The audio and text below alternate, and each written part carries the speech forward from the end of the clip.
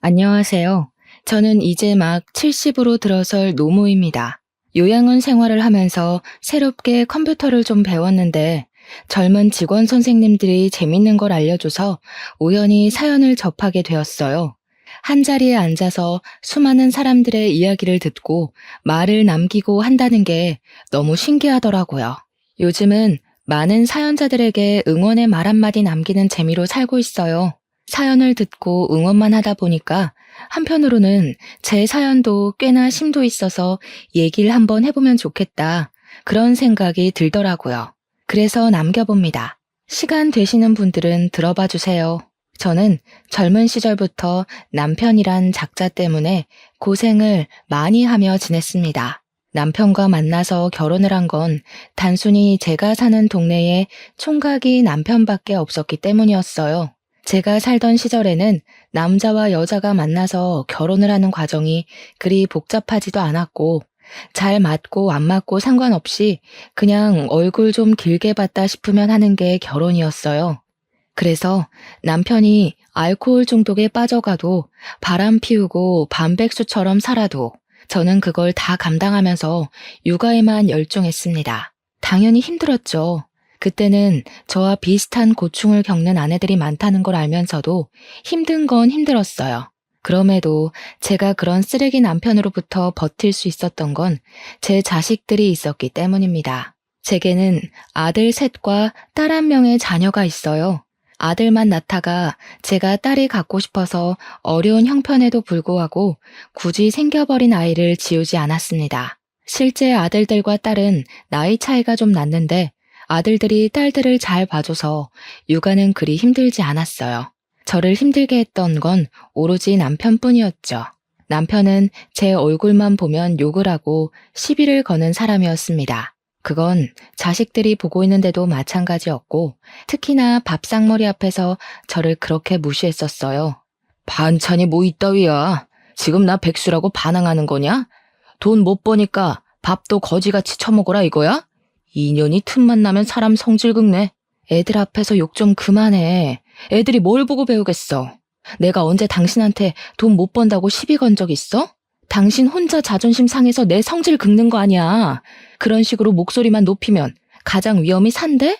남편 때문에 저희 집 밥상이 엎어지는 건 그리 놀랄 일이 아니었고 한 끼를 2번 차리는 것 또한 익숙했던 때였습니다. 이반이 백수라서 제가 남편을 대신해 일을 해야 했어요. 남의 집 식당에서 잡일까지 하며 돈을 벌었습니다. 그 식당은 규모가 작아서 직원을 저 하나만 썼거든요. 요리는 사장님이 했고 나머지는 제가 다 했어요. 당연히 육체적으로 피로했으나 집에서 술만 먹고 있을 남편을 보는 것보단 마음이 편했습니다. 그리고 무엇보다 다행히 남자 사장님 인심이 너무 좋아서 제 편의를 잘 봐주셨어요. 또 월급이 참 괜찮았는데 저 하나 있는 것도 직원이라고 복지 혜택을 잘 챙겨주시더라고요. 연차도 있었고 명절 보너스도 있었습니다. 제게 유일한 운이 있다면 일복이 아니었나 늦게나마 생각을 해보네요. 바깥일도 제가 하고 집안일도 제가 해야 해서 힘에 부치긴 했지만 자식들만 생각하면 주저앉을 수가 없었어요. 제가 할 수 있는 최대한의 체력을 내면서 살았죠. 자식들에게 많은 걸 누리게 해주진 못해도 학교 공부는 하게 해주고 싶었고 용돈 들고 친구들과 놀 수 있게 해주고 싶었거든요. 그 나이에 누릴 수 있는 최소한의 인생만큼은 꼭 살게 해주고 싶었습니다. 그래서 아들들과 나이 차가 좀 나는 딸을 만삭이 되도록 안고 있었을 때도 일을 했었고 출산을 하고서 갓난아기를 등에 업고도 일을 했을 정도로 돈 버는 데 미쳐 있었어요. 그런데 남편은 제가 그리 노력하는 게 마음에 들지 않았나 보더라고요. 돈 없으면 돈 벌어 오라고 난리였고 돈을 벌러 나가면 집구석에 안 박혀 있고 어딜 싸돌아다니냐고 난리였습니다. 너 설마 남자 생겼냐? 그래서 자꾸 싸돌아다니는 거지? 그게 아니면 벌어오는 돈도 쥐꼬리만 하면서 뭐 한다고 하루 종일 나가 있어? 하여간 불륜만 저질러 봐. 인정사정 없이 소송할 줄 알아. 네가 그런 말 할 자격이 된다고 생각하냐? 너는 내 돈 다 뺏어서 딴 년 만나러 다니잖아. 나야말로 소송해줘? 네가 만난 여자들 얼굴 다 알고 있는데 하나씩 다 고소해버릴까? 자식들 앞에서 웬만하면 안 싸우고 싶었는데 남편이 하는 꼬락서니를 보면 안 그럴 수가 없어서 끝내 목청 높여 다투길 반복했어요. 자식들은 우리 부부싸움 때문에 그 지옥에서 늘 두려움을 안고 살았을 겁니다. 자녀들의 눈빛이 불안정한 걸 알면서도 저 또한 사람이었던지라 남편 새끼를 두고 이성을 붙들고 있기가 어려웠네요. 그건 아직도 자식들에게 미안한 점이라고 생각하고 있어요. 그런 불안정한 가정에서 자랐는데 애들이 어떻게 부모를 보고 존중하겠습니까? 당시만 해도 제가 나름 최선을 다해 자식들만 보고 살았다 생각을 했었는데도 아이들의 입장은 전혀 달랐어요. 아들 셋이서 나란히 고등학생일 때 저희 딸은 초등학생이었는데요. 아들들이 머리가 커가니까 우리 부부를 바라보는 시선이 어쩐지 점차 보이더라고요. 한 번씩 아들들이 의견을 좀 더 확고하게 표현하기도 했고요. 어느 날 큰아들이 느닷없이 저더러 남편과 이혼하라고 했을 때 크게 느꼈습니다. 그땐 남편이 술에 찌들어 자고 있을 때였어요. 그 거침없는 발언에 순간 저는 아무런 답을 못 줬습니다. 딸은 옆에서 이혼이 뭐냐고 묻고 있고 아들 셋은 그저 제발 우리끼리 나가 살자고 저한테 더더 졸랐죠. 솔직히 엄마가 계속 아빠한테 괴롭힘 당하는 걸 보는 게 너무 힘들어. 공부에 집중도 안 되고 그냥 아빠가 죽었으면 좋겠어. 이젠 내가 못 참아서 그래. 제발 나가서 살자, 엄마. 저 또한 남편을 죽일 만큼 미워했고 속으로는 수천 번, 수만 번 이혼 소송을 했어요. 그러나 그건 단지 속마음뿐이었지 실천할 엄두는 내본 적이 없었습니다. 제가 이혼을 하지 않는 게 내 새끼들을 위한 것이라고 착각했었거든요. 애들이 저랑 남편을 보는 눈빛이 많이 냉정해졌다고 생각은 했었지만 이혼을 하라는 말을 직접적으로 한 적은 그날이 처음이어서 좀 많이 충격받았던 것 같아요. 그저 남편이랑 저를 미워하고 있는 줄로만 알았는데 이렇게까지 갈라놓고 싶어 하는 줄 몰랐습니다. 그날 아들들은 이왕 입을 턴 김에 남편을 향한 많은 악감정을 저에게 표출을 했어요. 그때 제가 무슨 기분이 들었냐면 이 사태가 계속 가다간 돌이킬 수 없는 문제로 번질 것 같은 기분이 드는 거예요. 그래서 저는 일단 생각해 보겠다고 애들을 달랬습니다. 어두컴컴한 새벽. 잠도 못 자고 앉아서 멍 때린 적이 있었어요.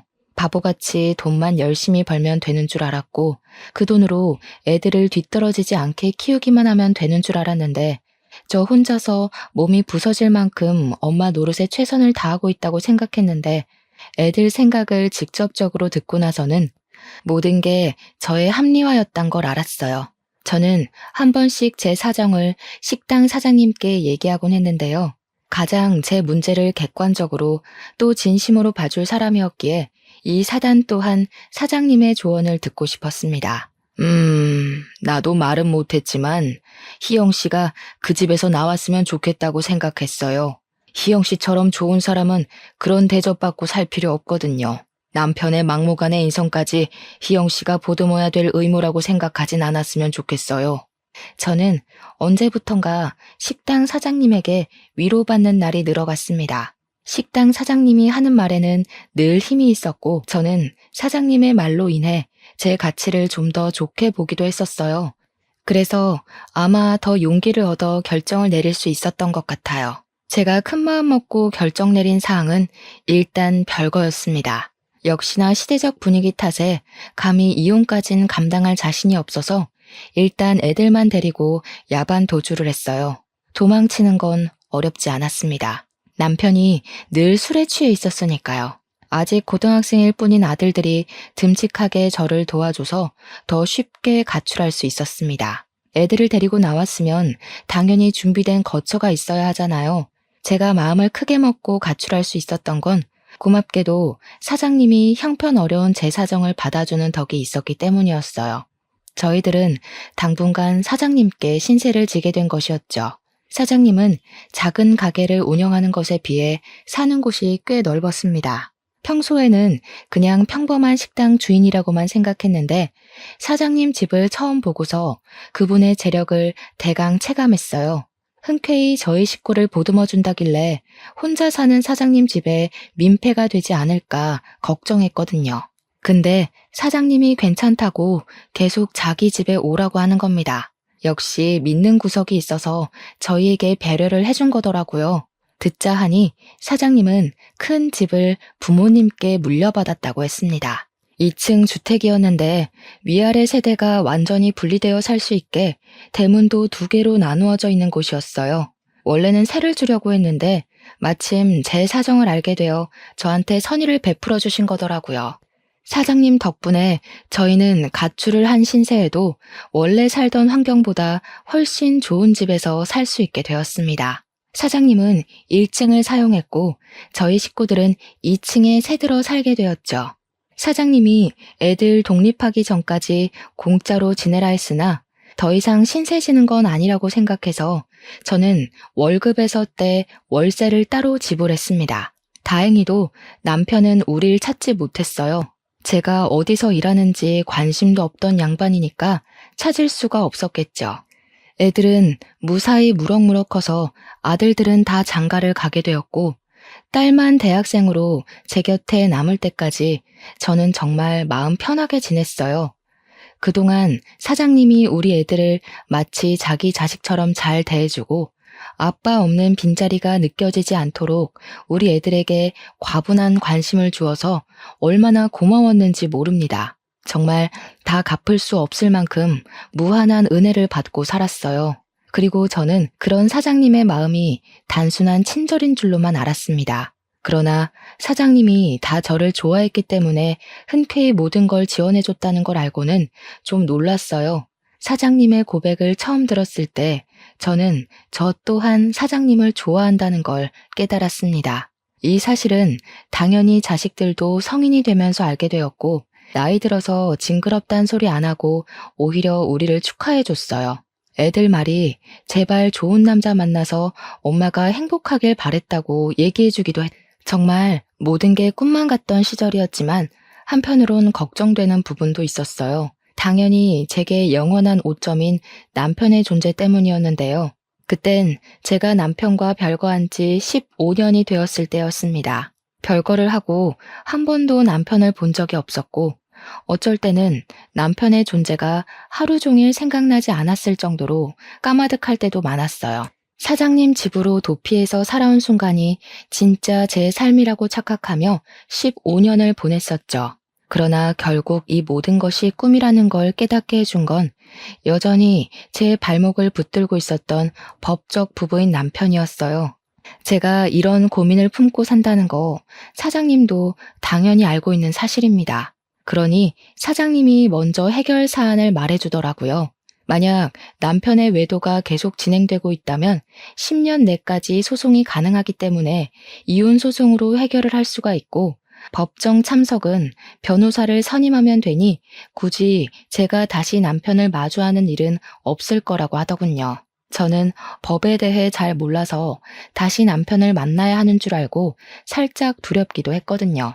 그런데 사장님 덕분에 또 용기를 얻은 셈이고 방법도 있으니 더 이상 이혼 안 할 이유가 없어진 겁니다. 그렇게 저는 10여 년 끝에 이혼 소송을 하게 되었고 말도 안 되는 위자료까지 받아서 사장님과 재혼을 할 수 있었습니다. 자식들은 사장님 같은 새아빠라면 언제든지 환영이라고 해주면서 저희의 관계를 많이 축하해줬어요. 어떻게 일이 항상 고마울 수가 있는지 모르겠네요. 사장님이자 이제 남편이 된 그에게 부족하지 않은 아내가 되고 싶었어요. 배우자에게 이런 감정까지 들었던 건 살면서 처음이었습니다. 너무 두근거리는 경험이었고 결혼이란 게 이런 거구나 싶은 느낌이었어요.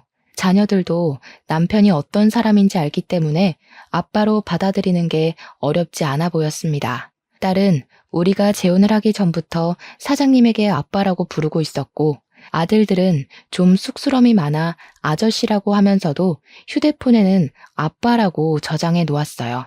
차차 좋아지고 있는 가족의 형태를 보니까 그제야 저도 2다리를 뻗고 살 수 있겠더라고요. 그리고 어느 날이었어요. 이미 충분히 행복한데 남편이 제게 뜬금없이 생일 선물을 주었는데요. 건물 2채의 명의 변경 신청서를 보여주더라고요. 건물 시세를 전부 합치면 수백억이 되는 자산이었습니다. 이건 남편이 부모님에게 물려받은 자산 중 일부라고 설명을 해줬어요. 저랑 지내는 동안에 건물 시세가 더 폭등해서 어느덧 수백억 자산가가 된 것도 남편 스스로는 몰랐대요. 그런데 그 큰 재산을 느닷없이 저한테 덜렁 주겠다고 하는 남편의 마음이 정말 당황스러웠어요. 당신은 언젠가부터 돈을 너무 쉽게 생각하는 것 같아요. 아무리 부부라지만 내가 이렇게 큰 선물을 어떻게 받아요? 지금도 충분히 받을 거 다 받았고 행복하니까 자꾸 더 해주지 마요. 이미 희영 씨 거였다고 했잖아요. 내가 이날만을 얼마나 기다렸는데. 우리 이제 부부잖아요. 다른 부부들보다 늦게 시작했으니까 그만큼 빨리 많이 공유하고 살고 싶어서 그래요. 그래야 남 같지 않고 진짜 부부가 된 기분일 것 같거든요. 저는 그 자리에서 감동을 머금고 남편의 마음을 받았습니다. 말했다시피 그날은 제 생일이었어요. 그래서 아들 부부까지 다 모여서 저녁을 먹던 날이었거든요. 남편이 식사 자리에 끝나고 저를 따로 방으로 불러서 준 선물이었습니다. 그런데 그걸 애들이 몰래 들어버린 거예요. 누가 엿본다는 건 모르고 있었는데 제가 남편 앞에서 눈물을 보이자마자 자녀들이 들이닥쳐서는 우리 둘의 모습을 보곤 박수를 쳐줬어요. 우와, 아저씨, 지금 엄마한테 전부를 다 주신 거 아니에요? 저희 다 들었어요. 어쩐지 아저씨 집 처음 왔을 때부터 부자 같았는데 정말이었네요. 세상에서 제일 대단한 남편감 아닌가? 엄마, 완전 땡 잡았어. 너무 부럽다. 나도 아빠 같은 남자랑 결혼하고 싶어. 세상에 어떤 남편이 마누라 생일 선물이라고 건물을 덜컥 주겠어. 자녀들은 남편의 재력을 알고서 그저 존경 어린 눈빛을 띄었고 며느리들도 시아버지 너무 멋있는 분이라면서 분위기를 한껏 띄워주었어요. 남편은 그런 자녀들과 며느리들에게 어깨를 으쓱해 보이며 땡 잡은 건 오히려 자신이라고 당신 같은 와이프 얻는 것이 쉬운 게 아닌데 너무 고운 여자랑 결혼을 해서 기쁘다는 식의 민망한 말을 해보였습니다. 자녀들과 며느리들이 남편의 느끼한 멘트에 소리를 지르면서 자지러지곤 했는데 그 달아오른 분위기에서 저만 얼굴이 빨개져선 고개를 못 들고 있었어요. 너무 부끄러웠지만 그런데도 이것이야말로 행복이라는 게 너무 느껴지더라고요. 이미 남편을 만나고 잘 살아왔으나 저는 여기서 더 잘하는 아내가 될 것이고 더 훌륭한 엄마가 되겠다고 그때 한 번 더 결의를 다졌던 기억이 납니다. 그렇게 저의 행복은 날아오를 대로 올라 정점을 찍고 바로 추락하기 시작했어요. 높이 올라간 만큼 추락하는 속도도 너무 무섭고 갑작스러웠습니다. 제가 처음으로 무너졌던 건 따뜻했던 봄의 계절이었습니다. 재고부족으로 장을 보러 갔던 남편이 느닷없이 혼수 상태에 빠졌다고 병원에서 연락이 왔었어요. 그땐 너무 깜짝 놀라서 상황 설명도 못 듣고 바로 식당 문을 닫고 병원으로 달려갔습니다. 제가 도착했을 때 자녀들이 이미 남편 곁에 있었어요. 저는 의식 없이 누워있는 남편을 보면서 도대체 어떻게 된 거냐고 울음에 묻힌 목소리를 내보냈습니다. 그러니 장남하는 말이 병원 측에서 음독사고로 남편이 쓰러진 채 발견이 되었다고 하더라고요. 음독사고라니 정말 뜬금없는 이유였습니다. 제 남편은 장을 보러 나간 건데 어디서 어떻게 독약을 먹는단 말입니까? 제가 전혀 사고에 대한 이해를 못하고 있자 거기서 장남이 머뭇거리다가 몇 마디 더 보태었어요. 아저씨가 아무래도 아빠를 찾아갔던 것 같아. 둘이 어떻게 연락이 돼서 만난 건지는 모르겠는데 소방관이 하는 말 들어보니까 우리 옛날 살던 집에서 아저씨가 사고를 당했다고 하더라고. 이게 무슨 마른 하늘의 날벼락인가 싶었어요. 제가 이혼을 못했던 것도 아니고 저랑 전 남편의 관계는 이미 다 정리가 된 상태였는데 남편이 왜 전 남편과 접선을 했을까요? 설명을 들으면 들을수록 머릿속이 복잡하기만 했습니다. 장남한테 남편이 왜 전 남편을 만났냐고 대신 물어도 장남 또한 그것까진 모르겠대요. 경찰에선 이미 전 남편을 구속해서 조사 중이라고 하는데 거기서도 전 남편이 남편과 왜 접선을 했는지 별다른 이유는 말 안 한다고 하더라고요. 그나마 남편한테 해코지한 이유 정도는 전 남편이 선뜻 밝혔다는데 그냥 제가 괘씸해서 그랬다는 자백이었답니다. 아무리 사람한테 안갚음이 있어도 그렇지 어떻게 멀쩡한 사람을 반 죽여놓는단 말인가요? 음독을 시도했다는 건 명백히 살인 미수잖아요. 몇 년이 지나도 한결같이 쓰레기인 전남편 소식을 들으니 얼마나 심장이 벌렁벌렁 하던지.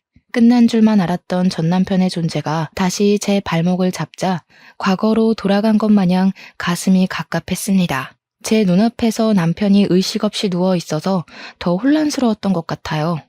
그렇게 저는 남편을 붙들고 이게 무슨 일이냐 오열만 하면서 시간을 보냈어요. 남편이 이렇게 된 게 내 탓 같아서, 아니 내 탓이라서 모든 게 죄스러울 뿐이었습니다. 자녀들은 그런 제 곁을 돌아가면서 지켜주었어요. 자녀들이 남편 꼭 깨어날 거라고 위로를 해주는데도 좀처럼 진정이 되질 않았습니다. 당연히 식당 문도 못 열었어요. 남편의 곁을 한시도 떠나기가 싫었으니까요. 이게 모두 제 전남편의 짓이니 남편이 깨어나면 저를 원망할 수도 있다고 생각을 했어요. 그런 건 상관없었습니다. 그저 남편에게 이혼을 당해도 괜찮고 남편이 저를 안 보고 싶어 해도 괜찮으니 그냥 무사히 깨어나기만을 바라면서 그 무거운 시간을 묵묵히 보냈어요. 혼자 이렇게 자책을 하는 것이 아닌 원망을 듣더라도 남편 목소리로 직접 듣고 싶었습니다. 그러나 제가 남편에게 대단히 큰 원흉이었나 봐요. 하늘은 제게 남편에게 용서할 시간을 주지 않았습니다. 안타깝게도 남편은 발견 당시 이미 소생 불가 상태였기에 호흡기를 끼고 중환자 신세를 진 지 2주 만에 세상을 떠났어요. 그날 저는 정말 세상이 무너지는 줄 알았습니다. 남편에게 아무것도 듣지 못했고 마지막 인사를 나누지도 못했는데 남편을 보내주라네요. 뭐 이런 경우가 다 있단 말입니까? 이렇게 경우 없는 작별은 왜 있냔 말이에요. 아직 남편에게 들을 말이 많고 보답해야 하는 마음도 가득한데 사별이라뇨. 너무 황당해서 남편에 대한 미안함과 슬픔이 원망으로 변질되기까지 했어요. 대체 왜 그런 위험한 사람을 혼자서 찾아간 건지 남편 옷깃을 붙들고 묻고 싶었습니다. 그러나 역시 돌아가신 분에게선 답이 없었죠. 저는 장례식 내내 텅 빈 마음으로 시간을 보냈어요. 자녀들과 며느리들이 저를 대신해서 바쁘게 조문객을 받았고 장례 절차에 따라 움직였습니다. 쓸쓸하게 보낸 우리 남편, 장례식이라도 성대하게 치러주고 싶어서 자녀들이 의견을 많이 보태었어요. 남편은 역시나 좋은 사람이었는지 조문객들이 정말 많았습니다. 그래서 더 미안했어요. 착한 사람이 괜히 나 같은 사람을 만나서 이렇게 일찍 단명을 해버린 거니까요. 그렇지 않아도 조문객들은 남편이 이렇게 갈 사람 아니라고 하면서 제게 따가운 눈초리를 보냈고 뒤에서 구시렁거렸습니다. 그런 소리를 들으면서 저 또한 제 탓이 맞는다고 생각했어요. 그래서 사람들의 소리가 칼이 되어 제 가슴에 꽂혀도 전혀 아프지가 않았어요. 이 정도로 아파해선 안 된다는 집념이 제 정신을 매도해버렸기 때문이 아닐까 싶습니다. 그렇게 하루 이틀 보내다가 발인식을 마치고 남편 유품을 정리하던 중 문득 어떤 생각이 떠올랐는데요. 우리 아들들은 어쩌다가 전남편 집에 가서 그 사고를 발견하게 되었는지가 궁금하더라고요. 그저 남편이 전남편 손에 어떻게 당했고 왜 당했는지만 궁금했지 그 두 사람을 아들들이 어떻게 발견했는지에 대해선 생각을 못하고 있었습니다. 저는 유품을 정리하다 말고 장남에게 전화를 해봐야겠다고 생각했어요. 휴대폰이 어디 뒀는지 찾는다고 바닥을 이리저리 둘러보다가 주웠는데 그 순간 침대 밑에 있는 박스를 하나 발견했습니다. 제 짐은 아니었으니 남편의 짐이 확실했어요. 이런 곳에도 짐을 놔뒀나 싶은 마음으로 가볍게 열어봤습니다. 남편의 물건이 맞았고 그 안에는 남편 개인적인 서류들이 가득했어요. 저는 봐도 모를 거라서 자녀들을 불러서 이걸 정리해야 하나 하던 와중 제 눈에 띈 하나의 봉투가 있었는데요. 새 것으로 보이는 서류 봉투였어요. 그것만 단단하게 묶여 있어서 손이 안 갈 수가 없었습니다. 그런데 그 안에는 생각 없이 열어본 것 치곤 생각지도 못한 자료가 들어있었어요. 저도 한눈에 알아볼 수 있는 남편의 유언장 사본이었죠. 그리고 그것과 함께 들어있던 수많은 A4 용지. 그건 남편의 필체로 적힌 일기였습니다. 그곳에는 남편이 제게 숨기고 있었던 그동안의 사정들이 고스란히 적혀 있었어요. 마치 저한테 편지를 쓰는 것처럼 일기가 적혀 있어서 실제 남편이 직접 얘기해 주는 것과 같은 망상이 들기도 했는데요. 남편이 마지막 흔적이 묻어있는 그 일기를 하나 둘 읽어볼수록 저는 입을 틀어막을 수밖에 없었습니다. 그곳엔 제가 굳이 자녀들에게 연락하지 않아도 남편의 죽음을 예측할 수 있을 만한 내용들이 수두룩했어요. 당황스럽게도 남편이 전 남편을 만난 건 이번이 처음이 아니었더라고요. 그전에도 전 남편을 만났다는 게 충격이었지만 그보다 더 놀랐던 건 그 만남이 전부 제 아들들의 주도하에 이루어졌단 거였어요. 아들들은 저 몰래 내 남편을 찾아가서 친부에게 지속적으로 시달리고 있다고 몇 번이나 하소연을 했던 것 같았어요. 착한 남편은 아들들의 고충을 듣고서 고민을 많이 했을 거고 자녀들에게 진정한 아빠가 되고 싶다는 이유로 그 문제를 직접 나서서 해결하려고 했을 거예요. 그러니 아들들이 남편을 데리고 전 남편을 만나러 다녔겠죠. 분명 아들들은 제 앞에서 남편과 전 남편의 접선이 어떻게 이루어졌는지 모른다고 했었는데 그 일기가 사실이라면 아들들은 제게 거짓말을 했다는 것이 됩니다. 이미 이것만으로도 충격이었는데 남편의 마지막 일기로 보이는 곳에는 더 충격적인 사실이 적혀 있었어요. 저에게 경고를 해주는 듯한 문구였습니다. 전 남편과 아들들의 사이를 믿지 말라고 적혀 있더라고요.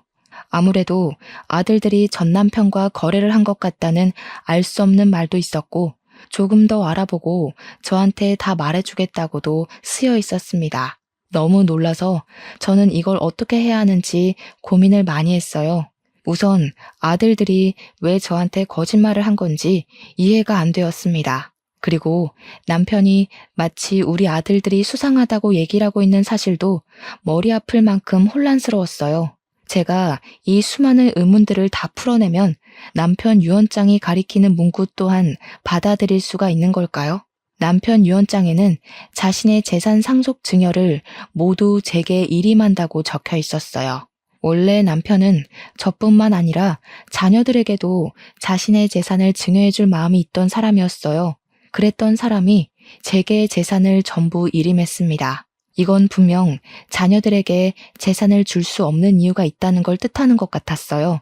아들들에게서 돌아선 것 같은 이 유언장은 남편의 말 못했던 사정을 대신 표현해주고 있는 것 같기도 했습니다. 차마 모른 채 할 수가 없는 사실이었어요. 진실을 마주하는 게 너무 무서웠지만 저는 이 사실을 아들들에게 알리지 않았습니다. 대신 딸을 기다렸습니다. 남편 일기장에는 아들들 언급만 있었지 딸 얘기는 없었거든요. 그리고 딸은 남편 장례식에서 누구보다 서럽게 울었고 장례가 끝난 후에도 밥도 옳게 못 먹을 만큼 시름시름 앓았던 아이였어요.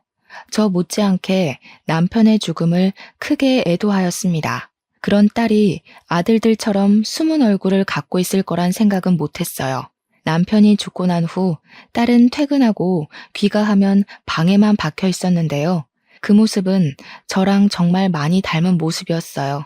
그런 딸의 마음을 제가 다잡아주고 기운을 북돋아줘야 하는데 못나게도 엄마로서의 역할을 제대로 못했습니다. 그날도 딸은 방에만 박혀서 저녁 먹을 생각을 안 하고 있었어요. 그래서 제가 오래간만에 딸 방을 찾아갔습니다. 그 순간 방문 가까이 가니까 안에서 어떤 말소리가 들렸어요. 그때부터 저는 기척을 숨긴 채 문에다 귀를 바짝 대어 들어봤습니다. 나도 매일 눈물 짜내느라 힘들어. 이러다 진짜 우울증 올 것 같다니까. 억소리 나는 돈만 아니었으면 나 진짜 다 관뒀다. 돈 받으면 이 집 바로 나갈 거야. 우리 어디 갈래? 발리 갈까? 자기 발리 가고 싶어 했잖아. 딸의 생생한 목소리에 저는 귀신이라도 본 것 마냥 문에서 떨어져 나갔습니다. 딸에게서 남편 일기장에 적혀있는 아들들의 소름 돋는 모습까지 투영되어서 보이는 듯 했어요. 아들들 또한 제가 못 보는 곳에서 딸처럼 이런 생각으로 남편을 바라봤겠죠. 저는 이때야 내 자식들의 실체를 다 알아버린 셈이었어요. 내 자식들이 남편을 아빠라고 받아들였던 게 전부 남편의 재산 때문이라는 걸 알았습니다. 아들들과 딸은 결코 우리 남편 죽음을 슬퍼한 적이 없다는 거였고, 여태껏 나와 같은 모습을 하고 있다 생각한 딸의 눈물도 거짓이라는 거 아닙니까? 딸의 이면적인 모습에 충격받은 저는 그곳에서 찍소리도 못하고 얼른 방으로 돌아와 버렸습니다. 아들들 모습은 안 봐도 비디오이니 확인해 볼 필요가 없다고 생각했어요. 진실을 직면한 그날, 저는 남편과 단둘이 썬 그 방에서 며칠을 울었습니다. 남편이 제게 자식들의 이런 면을 말하지 못해서 얼마나 속이 골았을까요? 혼자서 어떻게든 해결해 보려고 얼마나 노력했을까요? 저는 남편 앞에 악마 새끼들을 끌고 온 것 같아 미안해서 괴로울 지경이었습니다. 그러나 이대로 울고만 있을 수는 없었어요. 남편의 재산이 정리되어야 한다는 걸 이미 자녀들이 알고 있고 자기네들 앞으로 떨어질 콩고물을 기대하고 있잖아요. 충분히 울면서 시간을 보낸 저는 마음을 굳건하게 먹고서 변호사를 불렀습니다. 어차피 재산 정리하려면 변호사를 불러야 되니까요. 그리고 자식들에게도 식당으로 모이라고 연락을 한 통씩 넣었어요. 자식들은 뻔뻔한 얼굴로 저를 위로하면서 안부를 물어주었습니다. 자녀들에게서 전 남편의 괴물 같은 모습이 보이는 것 같아 소름이 돋았어요. 어쩌면 멍청했던 전 남편보다 훨씬 더 지능적으로 무서운 녀석들일 수도 있겠네요. 저는 차마 자녀들에게 괜찮다는 말은 못하고 애써 마음 안 좋은 척하고만 앉아 있었습니다. 그리고 변호사가 우리 앞에서 남편의 유언장을 읽어주기 시작했는데요. 솔직히 직접적으로 상황에 마주하게 되면 더 심하게 두렵고 떨릴 줄 알았거든요. 그런데 의외로 감정이 침착해지더라고요. 그 덕분에 변호사가 유언을 또박또박 읽어나갈 때마다 자녀들 표정이 점점 바뀌는 게 아주 잘 보이는 거 아니겠습니까? 그 모습이 얼마나 악마 같고 가소롭던지. 남편이 아니었다면 저 또한 자식들의 이런 이면에 속아 넘어갔을 거 아닙니까? 그 생각만 하면 분명 내가 낳은 자식인데 전혀 자식 같아 보이지가 않더라고요. 심지어 유언장을 발표하는 이 자리는 그야말로 제가 제 힘으로 괴물을 낳았구나라는 걸 증명하는 자리가 되었는데요. 변호사가 유언장을 다 읽자마자 벌떡 들고 일어난 장남이 변호사 손에 있는 유언장을 뺏어갔어요. 지금 뭐라고 했어요? 엄마한테 다 일임한다고요? 이거 조작된 거죠? 분명 그 아저씨가 우리한테 준다고 약속했단 말이에요. 엄마가 말해봐. 엄마가 몰래 아저씨 유언 조작했지? 애초에 너희들 돈이 아닌데 뭘 그렇게 탐을 내니? 남편이 선심 써서 너희한테 주고 싶다고 했던 거지. 너희 돈을 맡아놨다가 돌려주겠다는 소리가 아니었어. 이미 열이 바짝 오른 장남한테 제 말은 들리지도 않는 것 같았어요. 장남은 기어코 제가 꾸민 짓이라 망언을 퍼부으며 유언장을 던져버렸습니다. 그리곤 제 멱살을 목 조르다시피 꽉 쥐었어요. 지금 혼자 잘 먹고 잘 살겠다는 거야? 어떻게 핏줄을 버려? 아저씨한테 정신 나가서 자식들은 안중에도 없었던 거지? 우리가 그 돈 때문에 무슨 짓까지 했는데 엄마한테 다 뺏기려고 내 손 더럽힌 줄 알아? 이거 다 무효야. 진짜 유언장 어딨어? 장남은 돈이 제 앞으로 안 떨어지자 막 나가기로 했는지 개소리를 거침없이 짓거렸어요. 장남은 지금 자신이 무슨 소리를 하고 있는지도 모를 만큼 흥분했던 것 같은데요. 장남이 말하는 더러운 짓이 뭔지는 제가 경찰한테 남몰래 신고를 하고서 알게 된 사실인데 아들들이 남편의 사망을 음독사고로 꾸미고 전 남편한테 뒤집어 씌운 거더라고요. 이미 자녀들이 저와 전 남편을 버린 거나 마찬가지인 셈이었지만 그 사실을 들었을 때 저 또한 자식들을 버리기로 마음먹었습니다. 고맙게도 녀석들은 내가 내 손으로 자식을 끊어내는 걸 죄스럽지 않도록 해줬어요. 장남뿐만 아니라 둘째도 셋째도 제게 남자한테 정신 나가서 재산 다 독식한다고 패륜적인 발언을 서슴지 않았습니다. 어디 아들들 뿐이었겠습니까? 제 앞에서 남편 보고 싶다고 엉엉 울었던 딸까지 더는 본색을 연기하지 못하더군요. 이거 100% 엄마 혼자 다 먹으려고 수 쓴 거야. 오빠, 경찰 불러. 무조건 조사해봐야 돼. 내가 왜 결혼도 안 하고 그 아저씨랑 엄마 밑에서 비위 맞췄는데 돈 한 푼 못 받으려고 그런 개고생을 한 줄 알아? 나 이거 인정 못해. 소송할 거야. 딸은 이제 남편을 아빠라고 칭하지도 않더군요. 이 녀석들의 난동을 눈앞에서 보고 있는데 얼마나 어처구니 없었는지 모릅니다. 자식들이 이 모양 이 꼴인 것도 제가 다 잘못 키운 탓이겠죠. 녀석들이 아무리 유언장이 가짜다 뭐다 개소리를 해도 그것에 대해 증언해줄 변호사가 버젓이 서 있는 상황에서 사실을 부정하는 건 그저 기운 빼는 짓밖에 안 되었어요. 남편이 직접 했다는 건 누구보다 변호사가 가장 잘 알고 있는 사실이잖아요. 굳이 제가 나서지 않아도 제 결백은 알아서 증명이 되었고, 그래서 저는 더 마음 놓아 서름을 토로할 수 있었어요. 너네들 이러려고 내 남편을 아빠로 받아들였니? 그 사람이 너네한테 얼마나 진심으로 대해줬는지 몰라서 이래? 아빠 없는 애들처럼 안 보이게 하려고 얼마나 부유하게 누리도록 해줬는데. 그러니까 돈이나 내놓으라고. 이러면 그동안 해준 것도 욕먹는다는 거 몰라? 그리고 우리가 마음에도 없는 아저씨 집에 들어가서 아빠 대우해줬으면 돌아오는 게 있어야지. 솔직히 엄마만 좋자고 아저씨 집 들어간 거잖아. 애들 입에서 나오는 대사 한마디 두 마디가 제 감정을 더 밑바닥으로 끌어당겼습니다. 아마 제가 자기네들 엄마가 아니었다면 이 녀석들이 벌써 손찌검을 하고도 남았을 거란 생각이 들었어요. 변호사는 어쩌지 못하고 그저 자녀들을 말려주기만 했는데 자녀들은 이미 눈에 뵈는 게 없는지 변호사까지 밀치면서 공격적인 태세를 보였습니다. 식당 아니었던지라 식탁 위에 위협이 될 수 있을 만한 수저라든지 가위라든지 등등이 있었는데 그것까지 손에 쥐면서 제게 겁을 줬어요. 다 시끄럽고 그래서 아저씨가 엄마한테 다 일임했다고? 그럼 엄마 손에 돈 있는 거네? 그래, 핏줄도 아닌 아저씨 돈을 우리가 받아 처먹는 거 불편했을 수도 있지. 근데 이젠 그거 다 엄마 돈 된 거잖아. 우린 엄마 핏줄이니까 이제 받을 이유 마땅해진 거 아니야? 꿈도 꾸지 마라. 너희들한테 줄 돈은 하나도 없다.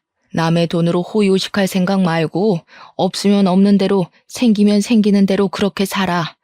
어디서 남이 피땀 흘려 번 돈을 함부로 뺏어가려고 해? 엄마는 너희 그렇게 가르친 적 없어. 말로 안 통하네. 엄마까지 아저씨 곁으로 보내줘야겠어? 자식이 나쁜 생각하도록 만드는 건 다 부모 탓인 거야. 자식이 똑바르게 자라길 바라면 자식들이 원하는 걸 해줘야지. 엄마 혼자 배부르게 다 처먹을 게 아니라 엄마 명줄 끊길 때까지 자식들한테 헌신하면서 살아야지. 저는 결국 장남의 발언을 다 듣지 못하고 귀싸대기를 날렸습니다. 장남 손에는 가위가 쥐어져 있었는데 그걸 쥐고 있는 장남의 손이 부들부들 떨리는 걸 봤어요. 자칫 내가 여기서 생을 마감할지도 모른다는 생각까지 들었습니다. 그럼에도 저는 똑바로 일러주고 싶었어요. 부모가 성인이 된 자식 인생까지 책임질 필요는 없지만 부모로서 해줄 말은 해줘야 한다고 생각했습니다. 첫째가 돼서는 동생들 다 일러서 올바르게 앞장설 생각을 해야지. 도대체 뭐가 너를 이렇게 만든 거니? 돈 때문이니? 너희가 돈이 없어서 불행했어? 너희들 낳아준 친아빠가 쓰레기라서 지옥 같았던 거잖아. 돈이 없으니까 아빠가 그 난리였겠지. 돈만 있었어 봐. 적어도 우리가 남 눈치만 보면서 빌빌거리진 않았어. 엄마야말로 왜 자꾸 우리더러 불행하게 살래?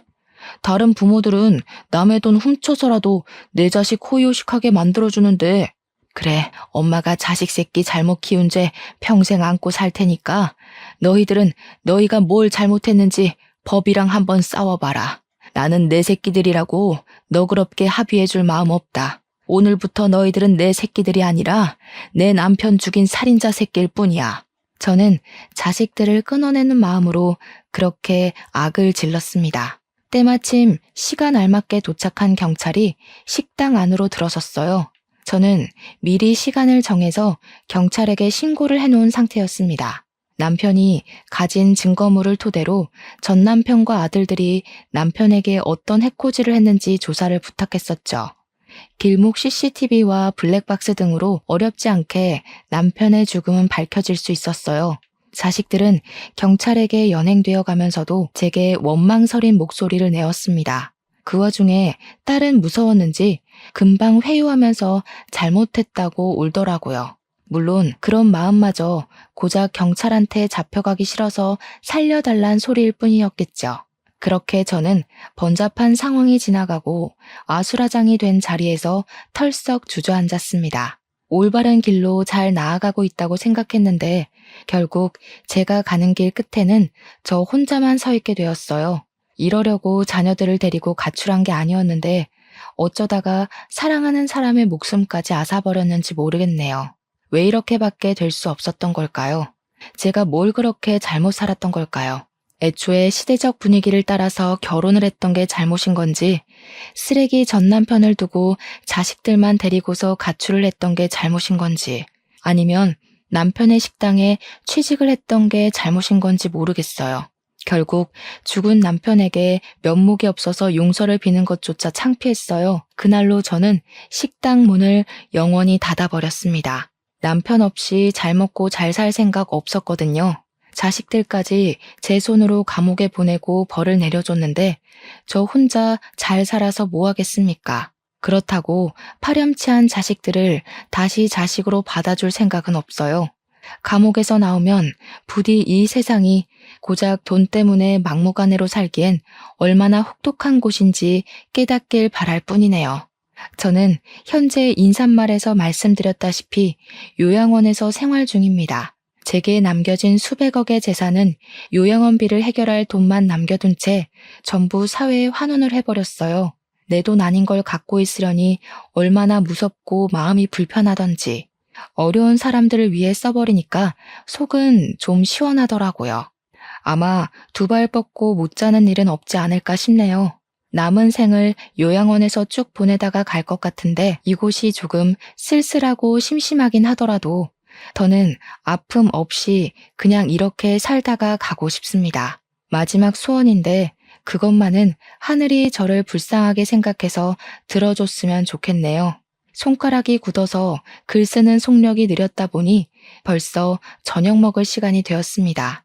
점심 먹고 앉았는데 벌써 저녁이라니 오랜만에 몸이 고생을 좀 한 기분이네요. 오늘은 일찍 잠자리에 들어야겠습니다. 제 사연 읽어주셔서 너무 감사해요. 모두가 덜 아픈 생을 살길 기원할게요.